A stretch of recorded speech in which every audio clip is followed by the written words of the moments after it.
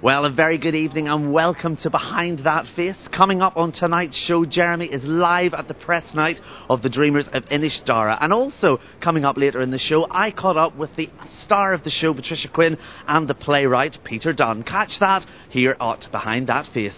Jeremy Jacobs here at the Jermyn Street Theatre, where it's the press night of the play by Peter Dunn called The Dreamers of Innisdara, starring Patricia Quinn. Got with me Scott Maslin, aka Jack from EastEnders. Now, Scott, how much do you know about the Dreamers of Innisdara? I know quite a lot, actually. Peter, who's written this play, is a good friend of mine, and I've actually watched. I've known Peter for about 10, 12 years, so all the plays Peter's done, I've either been to see or I've read them. I was going to do a few of them, but due to work commitments, I never got to do them because I was doing something else. So I got a lot of interest in this. I went and saw the reading. Fantastic, by the way. You all need to come out and see it. Modern day Midsummer Night's Dream in Irish. And he's a legend. He's a great writer. And Peter's a character in himself. And it's fun to come down and show support because, you know, I believe in him. That's the important thing, isn't it? It is. No, I do believe in him. I mean, you know, genuinely, you meet a lot of people, and it's one of those situations when you meet people, especially that are artists, and when you meet them for the first time and they're in the same industry as you, you start to, you know, you do have a fear that you hope, you know, that you're going to enjoy what they do and you like what they do. And some people you meet and it just genuinely is like that. And Peter's one of them. You know, he's a great writer, and he encapsulates, you know, everything that needs to be caught. And I've read everything he's done so far. So I missed coming in. I've missed the first half, but I was at the reading, so I'm going to get back and see the second half. Sorry, Peter. Apart from EastEnders, what have you got coming up for you? I've just signed for another year, so I'm sort of cracking on, very, very busy right now, and that I go fishing. I'm a fishing freak. I'm in the World Championships this year, fishing for carp. Tumbleweed starts to happen. A lot of people now, they go fishing. It's all over. No, that's what I do. I go to work, do my thing, my family, and you know, my fishing. Believe it or not. We believe it. Thousands wouldn't. Not in Leicester Square because they haven't put any carp in any of the monuments. I'm working on it. Bit of London, yeah, a bit of London fishing, yeah. Car park. Car park. Joke? No. Very good. Car park. Yeah. Very good. Enjoy the second half. Thank you very much. What do you think of the play this evening? I thought it was an excellent play. Very amusing. Very good. What do you think of the play tonight? I think it was fantastic, absolutely great. I thought Lana Dove was brilliant. I thought she just played the part great. I thought the guy that wrote it, he was really good, the way he presented his part. I just love the magic of the whole play, really. It's great. Out the way. Get a big thumbs up, mate. Yeah, now, okay. A quick, big thumbs up, Scott. Fantastic. You know, it only goes to, for me, seeing stuff like that, it's a progression for Peter. He's, you know, not only is he a great writer, he's done a fantastic performance as well. And I missed the first half, but I'm coming back next week now because the second half was fantastic, and I'm made up for him because anybody that goes and sees that will have a great time, and it's you know, it's what theatre's all about. It's about having fun and enjoying it and leaving with fond memories. And they did a great job, all of them in there. Fantastic, brilliant. Thank you very much. No, thank you. Go and see it. You must, otherwise I'll be going to get you. All the old, fuck all, Triopta, Tirna Nog. That's the Gaelic, boys, if you didn't know. What does it really mean? Oh, feck knows. Hi, darling. There's our darling friend. He's our neighbour. Hello, Angel. You're brilliant. Thank you so much. From him, that's big. That's big. Fuck all you. Sorry, that's the Gaelic for the word. You know, fuckle. It's fuckle, actually. Anyway, we brought a little enchantment to Jermyn Street, wouldn't you think? It needs it. I know, darling. I mean, I said to a wonderful critic the other night, I said, if you come, it'll lighten your heart. He said, thank God for that, because he said, last night I was at the RSC and I was ready to slit my throat. So, sorry, I didn't mean to say that. But it's the truth. Okay. Peter.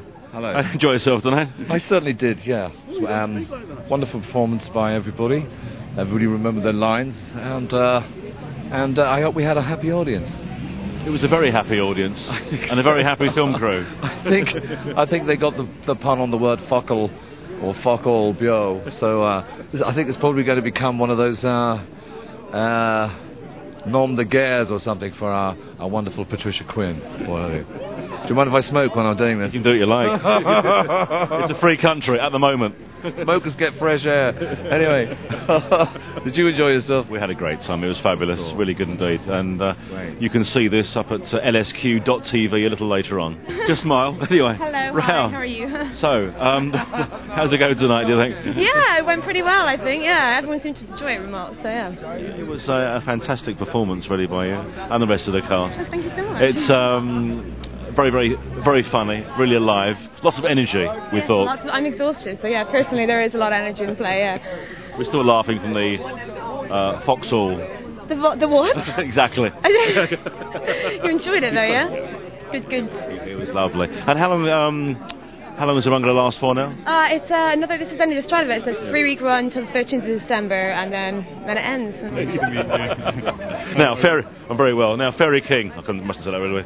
Great parts. Do you want me to explain a bit for you? That's okay, no, that's alright. I'm very versatile. Oh, yeah. Microphones come in all sorts of sizes. Did you enjoy that then? I loved it. No, it was a great performance all round. Yours is, you had to be quite versatile on your part, didn't you? Yeah, very much so. Obviously, there's a couple of different characters in there. They've got to be a little bit cheeky and then be royal, but obviously I don't want to say anything in front of camera about the storyline, but having to play the opposite sex as well makes things definitely very interesting, doesn't it? So, yeah. That was the funniest part. Is that your favourite part? Yeah, I mean, I think that's probably the bit that I enjoy the most as well. Just, it's one of those parts that I don't get cast as normally, so it makes a big difference for me. Yeah. So the run goes until December. What have you got coming up after that?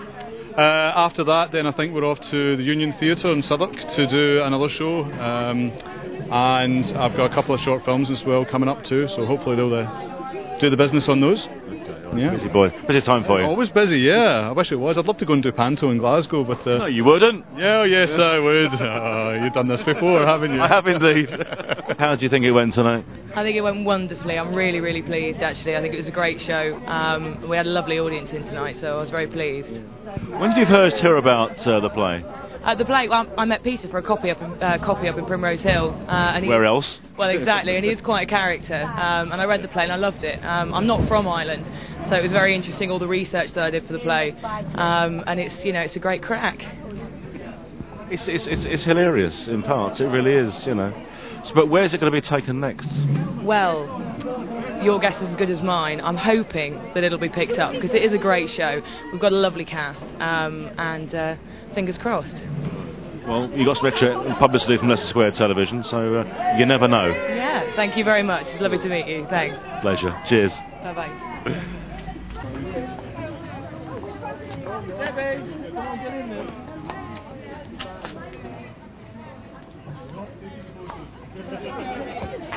So there you have it, another fantastic evening for Leicester Square Television. We've seen The Dreamers of Innishdara coming on until December the 13th. Check it out at lsq.tv.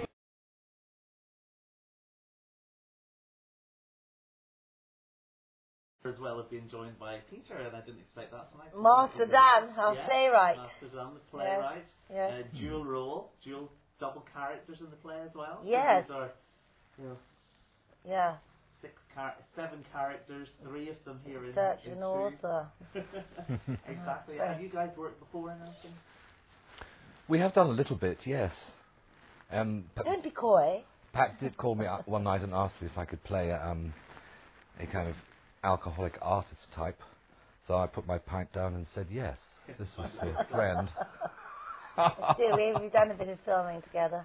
That's when I discovered him. Yes. No, I mean in acting. I knew this chap did write plays because you wrote a play about Lord Byron. Yeah, the last play was about Lord Byron's marriage. Oh, okay. And in fact, Byron's widow lived in this house. Yeah. Oh, was it his widow? His what was it? His wife, who became his widow, obviously. Oh, obviously, I see. And that's very interesting. Different flat. Different flat.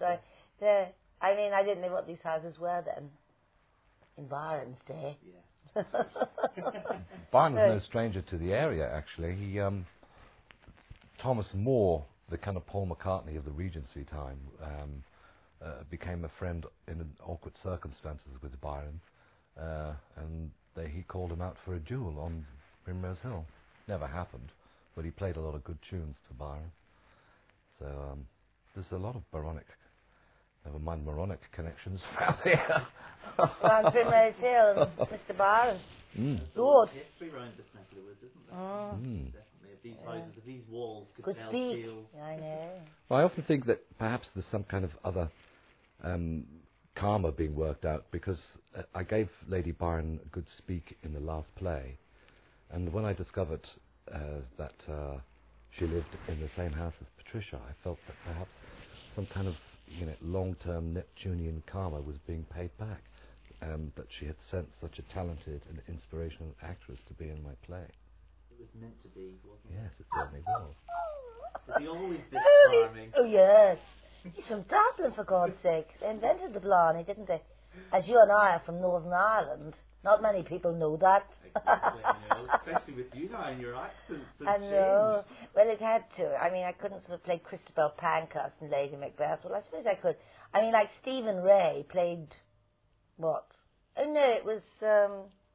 what was he called? Well, anyway, Stephen Ray. I mean, he's never lost his Belfast accent. And it seems to me that male actors can do that, but females can't. I mean, Stephen Ray's in the Cherry Orchard doing Chekhov, and, talking like that, I suppose as well, today it's quite trendy to have a regional accent, but maybe in the 70s when you come over to London, it maybe typecast you and stereotype you. No, that's not true. I mean, my late husband, Robert Stevens, did John Osborne's first play, The Epitaph for George Dillon, which was before The Entertainer, and that was the beginning of Kitchen Sink. I mean, the actors like James Villiers, 19th in line to the throne, whatever he was, sort of all went out of fashion.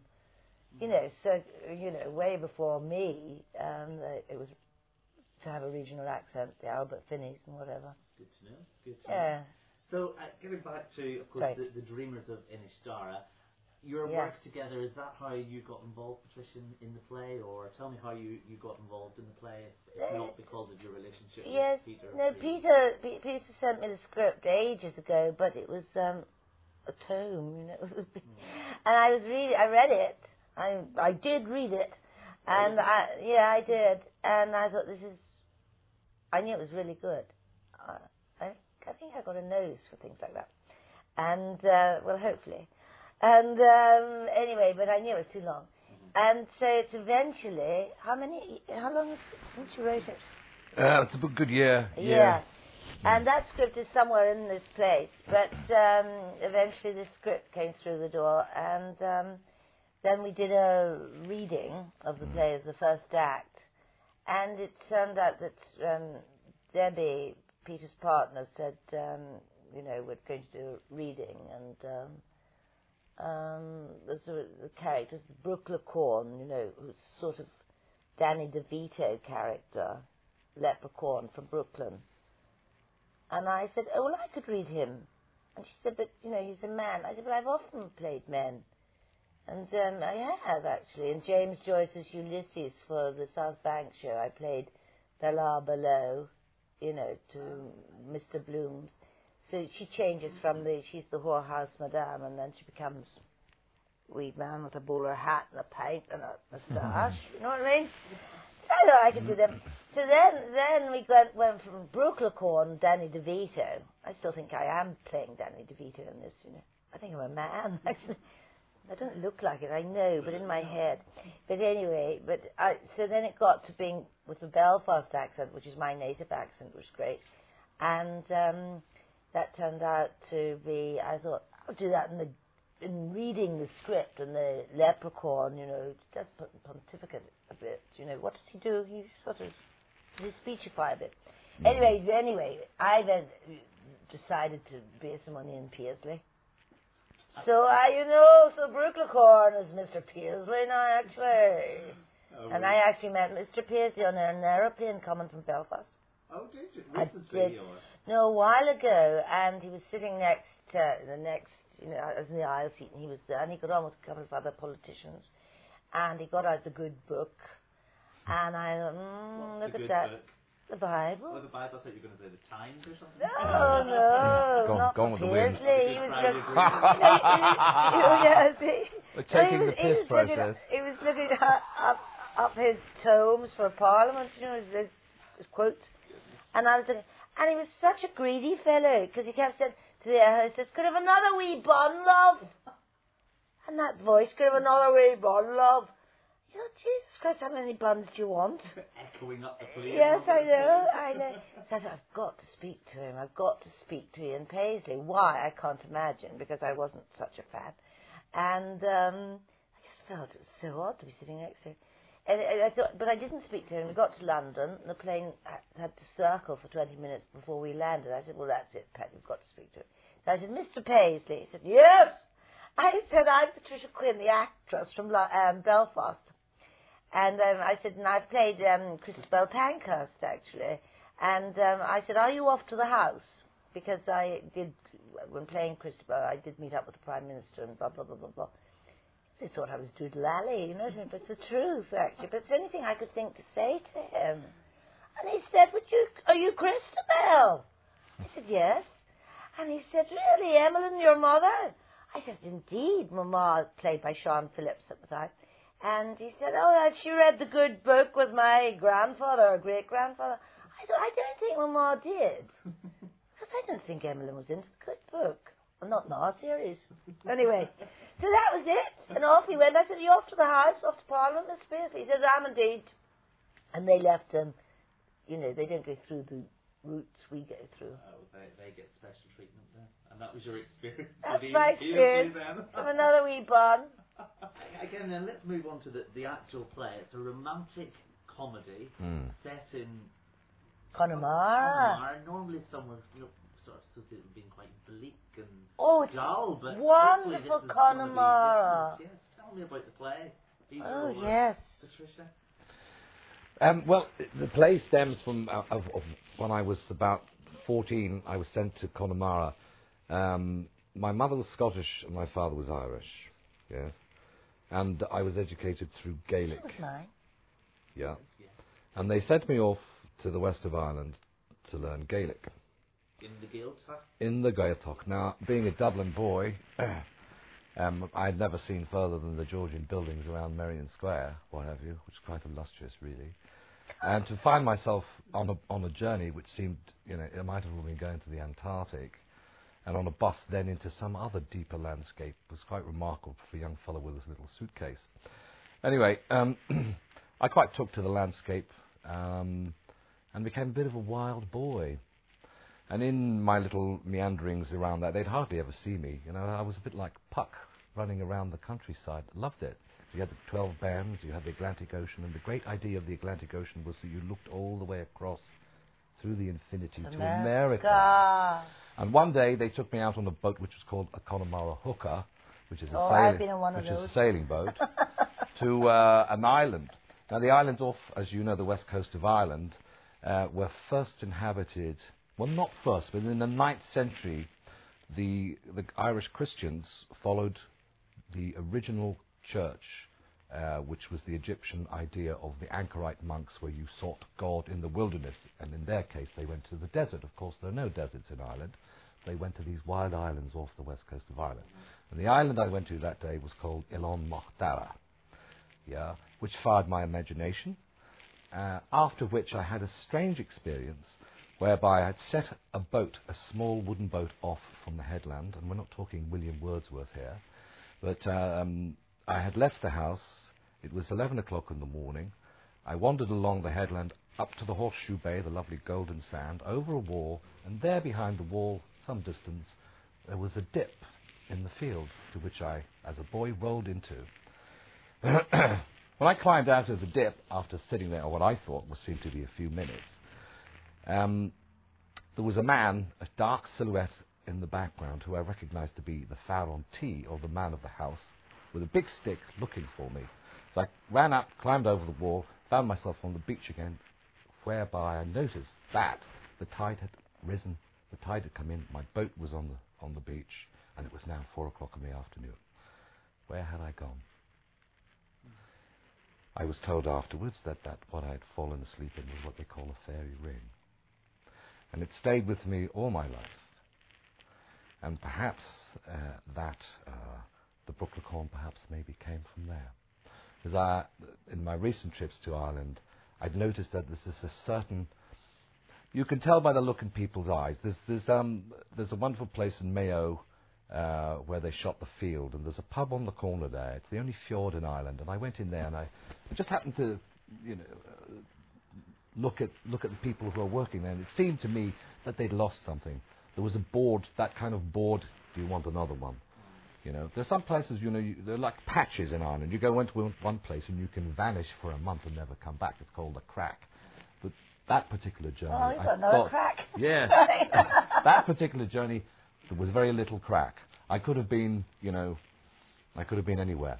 And it just got me thinking that, the magic of Ireland, that innocence, with all everyone was quite well stuffed, well heeled.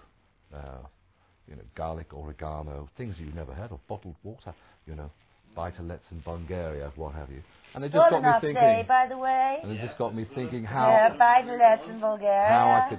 How I could actually like represent my friend that. Jenny Runacre just bought one. Oh.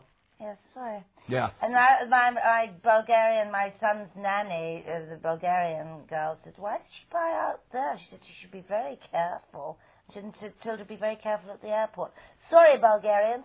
But she couldn't believe that she bought in one of those villages, run down, blah, blah, blah. Anyway, buy-to-let. Sorry, go on. No, but finally, the idea, I've always loved, say, Shakespeare's Midsummer Night's Dream. It's always been a favourite. Sean O'Casey, with his Dublin working class, Mr. Shields. And, of course, the melodies of... the vocal melodies of John Millington Synge. For me, Sean O'Casey always been the Rolling Stones, and John Millington Synge was the Beatles or Sgt. Pepper, right? Yes, I've done my O'Caseys. Yeah. So I thought, I'll just try and strike a little bit of something using those influences, what have you. Well, they're there. It's marvellous. Because I recognise it. Because I did Shadow of a Gunman at the Glasgow Citizens. Minnie Powell shot through the bosom.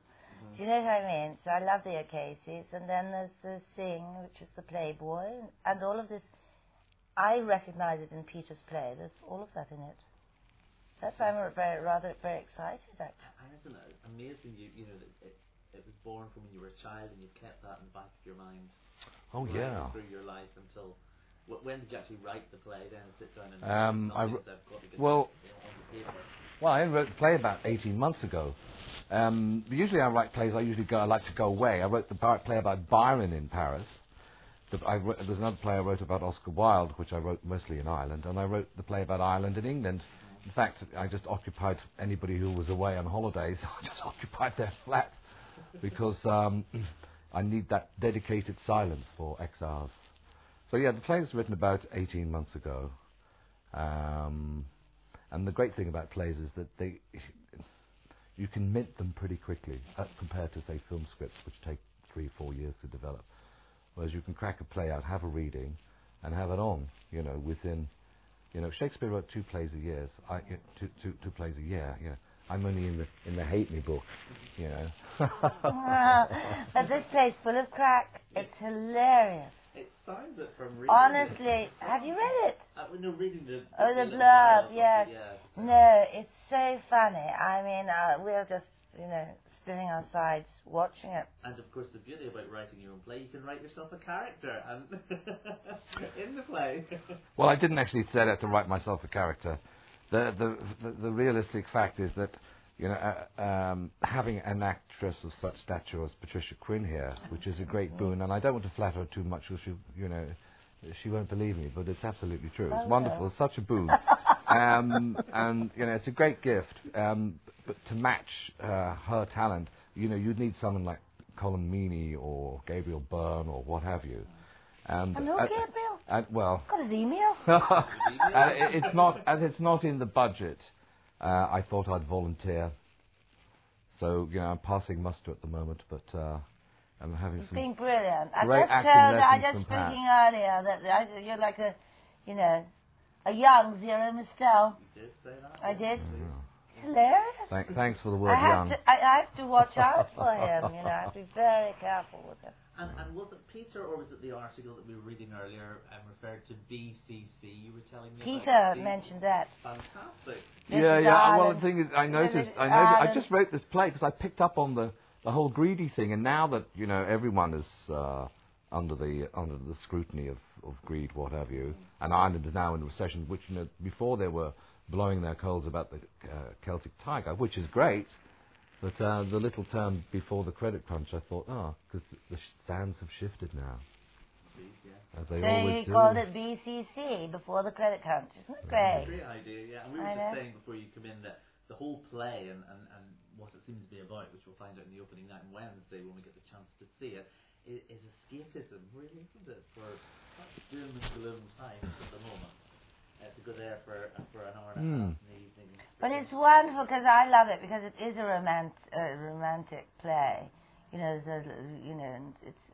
really touching and charming. We did a reading of it, and we did just Act 1, and everyone from around here all came to the reading and everything, and everyone said, "What we want to know what happens next." You're like, "What happens next?" Great. We've got a few cliffhangers in this. Well, it's quite rare that you get that. So it's marvelous. Well, exactly. Yeah, and of course, then, Patricia, you play 2 roles in the play. I one do. of them I can pronounce, Holy Joe Brannigan, but the other one... That's Brooke Lacorn. See, my Irish was never good. I feel we only had to do it the third time. Leprechaun. There's a whole thing about leprechauns the other week. Did you hear about that? Like politically correct. Oh. Rather like you can't say dwarf. Oh, midget. Did you? Midget? Don't say midget, for God's sake. Don't say dwarf. You just said it. Anyway, who said it? No. I did a wonderful series for Granada called Lost Empires by J.B. Priestley, and I worked with 3 dwarfs in it because we were a travelling troupe of, what do you call it? Variety. I was the Hindu maiden. Right. Sorry, I blacked up then. It was my turban, because that was the days of Priestley's thing. Anyway, so we were working with 3 dwarfs, and I was saying, but that plot won't work because the dwarf this, that, and the other. And suddenly a piece of paper was pushed under and it said, "Little ones." I thought, oh, I wasn't meant to. I said, but Priestley called them dwarfs, and the dwarfs in the script. So I was talking about dwarfs, and I said, "I'm frightfully sorry if I offended you by calling you dwarfs." And one of them said, "I don't give a toot what they call me, Pat, as long as they pay me." Did you love it? But the thing about leprechauns was they were trying to make out that it's calling, wee folk. Oh. But leprechauns are we? Aren't they? Yeah. Absolutely. And they're part of our history and pixelated. And they're trying to make out that we're calling them shortened things. Another name for a leprechaun. So I got the name disastrously wrong, which means I'm not even going to try the other one. But you play 2 characters, which, do you know the names? I'm playing Brooke Lacorn and Holy Joe Brannigan. I got Holy Joe Brannigan. You did. Right then, that's fine. Don't play anything else, do I? I'm playing something else. No. Cinderella. No. Sorry. Okay. This is a bit panto. Got fairy kings and queens in this. And so yes, talk a little bit more just about your the other role as well then. So the Holy Joe Brannigan is... Well, that's because I was really greedy, because I'd only read the first act, and Peter suggested that I might like to be in the play, and I said, well, I can't be in the play if I haven't read it all. Sorry. And anyway, so then I thought, as I suspected, I thought maybe Brooke Lacorn hasn't quite enough to do. So I said, he said, why don't you play Holy Joe Brannigan as well? So then another man, in fact, his brother. Yeah. No, Pat rang me up and she did the most wonderful version of Holy Joe. This was on the phone. Well, Holy Joe's based on Michael McLeamore, or like a Patrick McGee. So we've got a leprechaun as Ian Pearsley, and we've got the other, very theatrical. Yeah. Okay. I'm having such fun. I was going to say, you must be using all the different types of accents. I know, but I suddenly come on and I get them mixed up. You don't have to be careful. Last time I saw you, you were wearing a suit from Mossbross and rolling your own. Did the crocodiles not get you? You're not dead. And you say? I didn't say anything after that. The priest The picked desert up is the that. graveyard. Oh yes, the desert is the graveyard. The desert is the graveyard of the gods. Ra, Isis, Akhenaten. Names once sacred, now whispered only by the wind. I must return to the Pharaoh's arms. There you have it. Sorry, Di. I must return to the Pharaoh's arms. He hangs out in the desert in Egypt. Holy Joe's out there, trips to the desert in Egypt, isn't it? That's exactly it. You have a little quote from the play. Great fun with those characters. I know. It's going to be good fun. And there is a cast of 6. Yes. Isn't that right? That's right, yeah. It's So 5 essentials and Essex Dave, who comes in at the end. Yes, he arrived today. Yeah. We were in shock. All these bloody Irish people. It was such a shock hearing this Essex voice. Do you know what I mean? It was like he'd come from the moon. Because we've been steeped. For an Irish character. No. You know, Essex Dave is. Oh, take it away the plot. Yeah. So But he's from Essex. It was suddenly the accent. Suddenly, you know, that happens to me when I get off the plane from wherever and hit London. You get into a taxi and then say, "Hello," you know, Cockney Mockney. And you think, what's the awful sound? Sorry. Well, you almost have to change to be understood a little bit. I found when I first came here, you need to slow down. I was told, slow down, because I talk so fast. Yes, some of our actors do that. There are mostly Irish people in the play, but it's a play that kind of goes beyond whether it's South, North, England, Wales, Scotland. It's British Isles. And the fact that there's an Essex Dave in it just means that it's open to everybody. That's, you know, in the British Isles. It's not just we're Irish and that's it. It's open. Essex Dave, without giving the plot away, is treated rather well. Good, okay. Mm. And again, of course... I'm sorry, in shock listening to you being rather posh, because I keep hearing you the... Holy Joe Brannigan. That's why there's low fury. That's something who the hell I'm are playing, Holy Joe, sorry. Yes. That's Holy Joe Brannigan. I'm Dick Brannigan. You're Dick. Dick Brannigan. I'm Joe. Oh, Jesus, is there a drink in the house you can have? Let us have, missus, for I'm destroyed with the thirst. Destroyed with it. You know. There must be some great lines in it then. Oh, there are. Between you yeah. There is. Fantastic. We hope. We, one other thing, of course, you're talking about fairies, and I mentioned to you earlier, I mean, I genuinely... You're not going to say you're a fairy. Sorry? What do you think?